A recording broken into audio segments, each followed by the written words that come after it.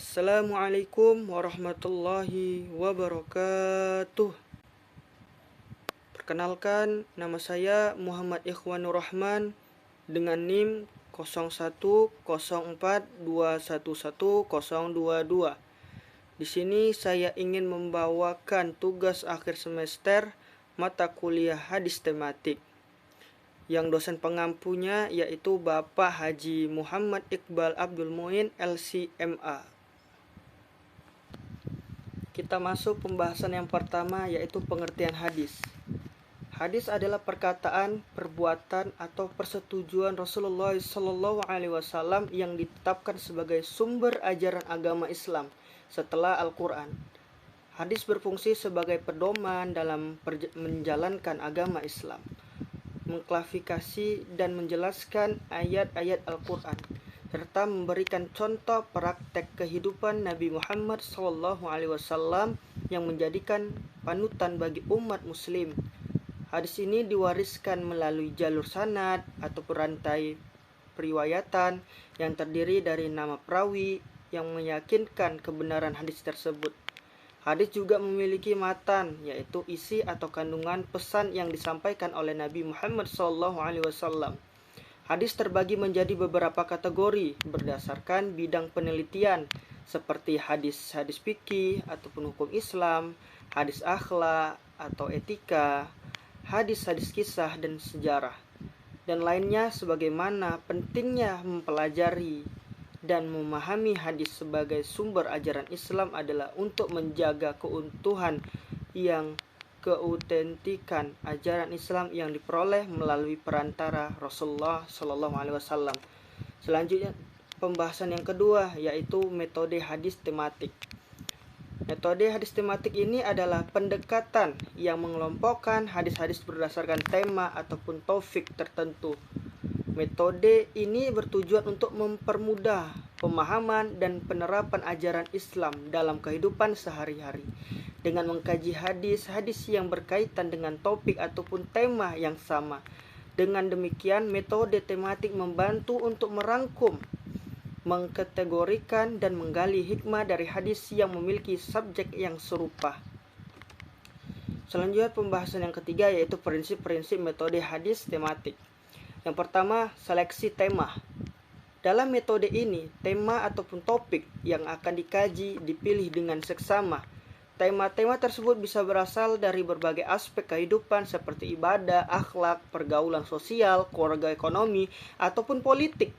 Tujuan dari pemilihan tema adalah untuk memperoleh pemahaman yang holistik tentang berbagai aspek kehidupan muslim. Yang kedua yaitu pengumpulan hadis.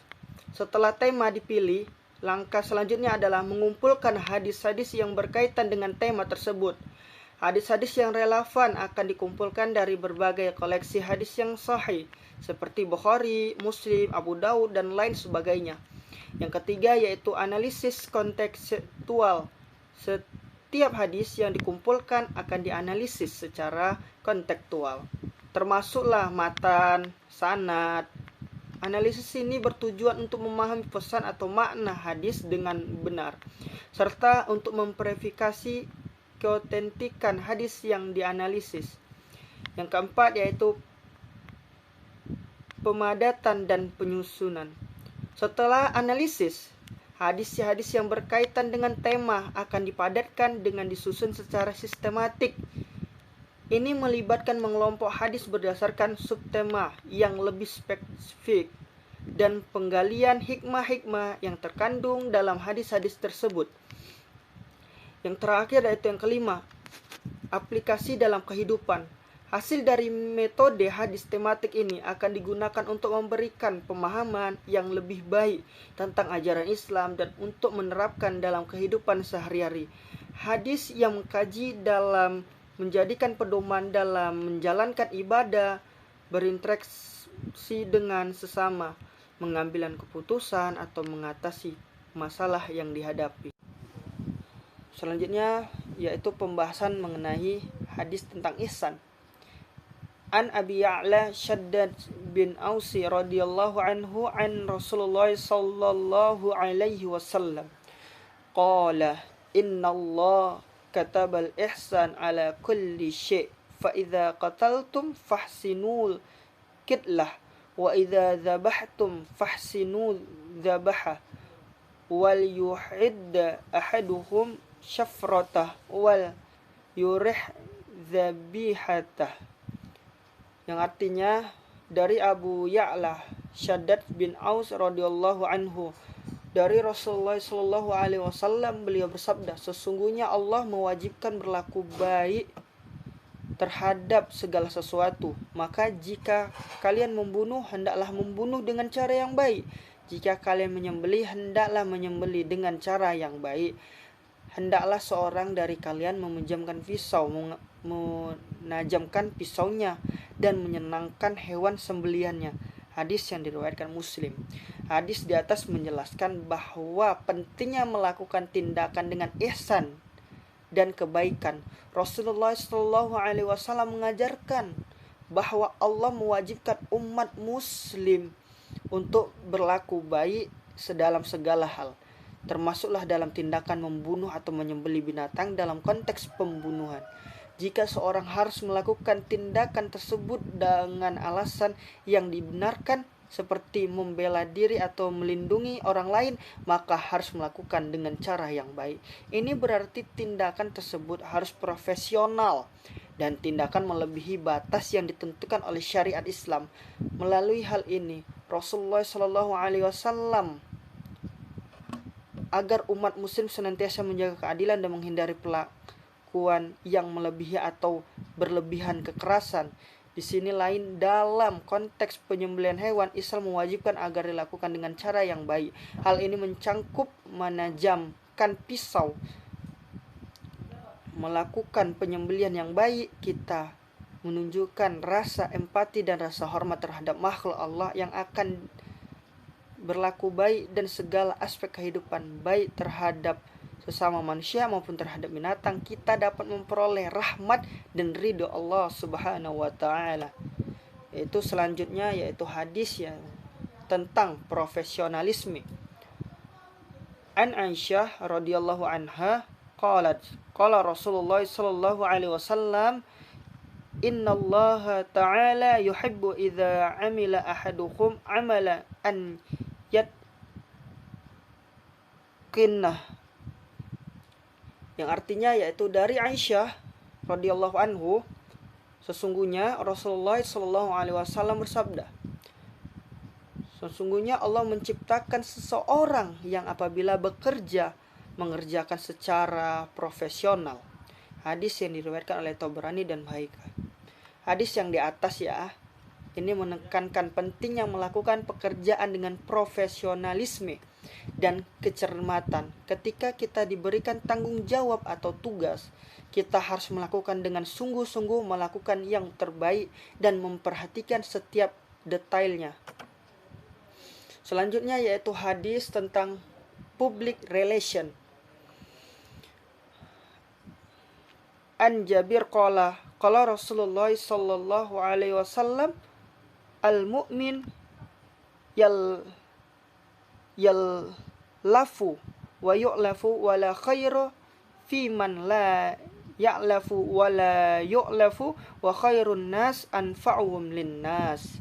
Yang artinya yaitu orang beriman itu bersikap ramah dan tidak ada kebaikan bagi seorang yang tidak bersikap ramah, dan sebaik-baik manusia adalah orang yang paling bermanfaat bagi manusia. Hadis Tabrani dan Daraqutni. Hadis yang di atas ini ya mengajarkan pentingnya kita menjaga hubungan dengan orang lain dan berkontribusi dalam memberikan manfaat kepada mereka. Sebagaimana seorang muslim, kita dituntut untuk berperilaku baik dan membantu sesama sehingga menjalinkan hubungan yang baik dan berkontribusi positif dalam masyarakat. Selanjutnya yaitu hadis tentang kewajiban berdakwah. An Abi Sa'id Khudri qala Rasulullah sallallahu alaihi wasallam, bani mudhibtak biyadik wa illam yastati' fabil lisan fa illam yastati fa biqalbik wa dzalik as'aful iman.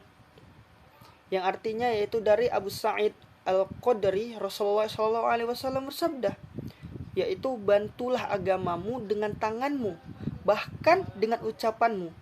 Jika tidak mampu, bantulah dengan hatimu, dan tidak ada selema-selema iman. Hadis dari riwayat Muslim. Hadis yang di atas yaitu kita mengingat tentang pentingnya berdakwah dalam agama Islam. Rasulullah mengajarkan bahwa dakwah dapat dilakukan melalui tindakan, perkataan, dan bahkan dalam hati. Meskipun berdakwah menjadi kewajiban bagi setiap muslim, metode yang digunakan dapat disesuaikan dengan kemampuan individu. Selanjutnya yaitu hadis yang terakhir ini, hadis tentang kewajiban mencegah dari kemungkaran. An Abi Sa'id Khudri radhiyallahu an qala sami'tu Rasulullah sallallahu alaihi wasallam yaqul man ra'a minkum munkaran falyughayyirhu biyadihi fa illam yastati' fa bil lisani fa illam yastati' fa bil qalbi wa dzalika ad'afa iman. Yang artinya yaitu dari Abu Sa'id Al-Khudri radhiyallahu anhu, ia berkata, aku mendengar Rasulullah sallallahu alaihi wasallam bersabda,